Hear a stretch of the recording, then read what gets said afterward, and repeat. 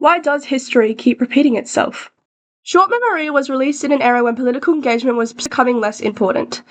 Protesting was the driving force behind some of the most powerful social movements throughout the 1960s and the 1970s. Society expressed its own opinions and had individuality.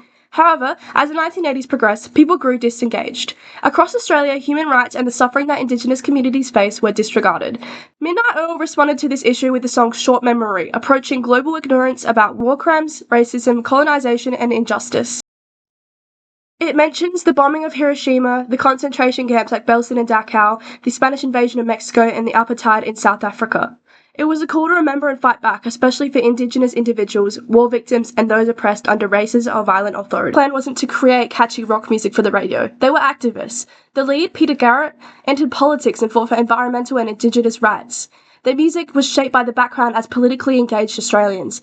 Their main intention was to wake audiences, saying, "History is not behind us if we ignore it."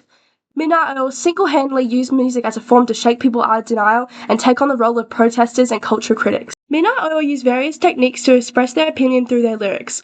Repetition was used throughout the song with the sentence, "Short memory must have a short memory." This provided a catchy yet powerful phrase for the audience, and it also restated the title, which means society has a habit of forgetting past atrocities and moving on from history. Another technique, listing. Constituted of Mexico, the massacre of Indians. Listing many bad events quickly shows how many terrible events have happened because people forgot or ignored history. Allusion is also a prevalent technique when referring to real events such as Belsen and Dachau, which were the name of the Nazi camps in WW2. By naming real places, this song feels more powerful and serious. It reminds people that these atrocities really did happen. The following technique is the rule of three. Mexico, Burma, South Africa. These ideas are not opposite. They're a powerful rule of three. They suggest injustice isn't isolated, it's everywhere. The structure creates rhythm and impact and reinforces the global nature of the problem. The song's tone is angry and urgent. The lyrics are brought with force and the rhythm is relentless. It tells us, this isn't just history, it's repeated. For instance, the crimes of Belsen, Burma, South Africa, there's no relief, no hope, just a call to act before more is lost. The song's genre is rock and it reinforces its protest message, which is loud, fast, and unfiltered. The pounding drums resemble a marching beat, symbolizing protesters on the move. The sharp vocal delivery and distorted guitars creates an uncomfortable feeling, echoing serious themes. The rhythm is relentless, so it refuses to let the listeners relax.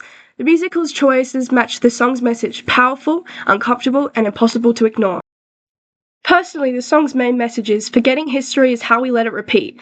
The relentless repetition of short memory felt like a slap in the face, a warning that we were not paying attention. Even though the song is over 40 years old, its lyrics are still relevant today. Society still decides to brush off colonial violence and dismissing rising issues. This song serves as a reminder to pay attention, speak up, and refuse to forget. Short Memory is a protest song that still hits hard. We are asked, what have we forgotten, and at what cost? If we don't face the past, we will repeat it.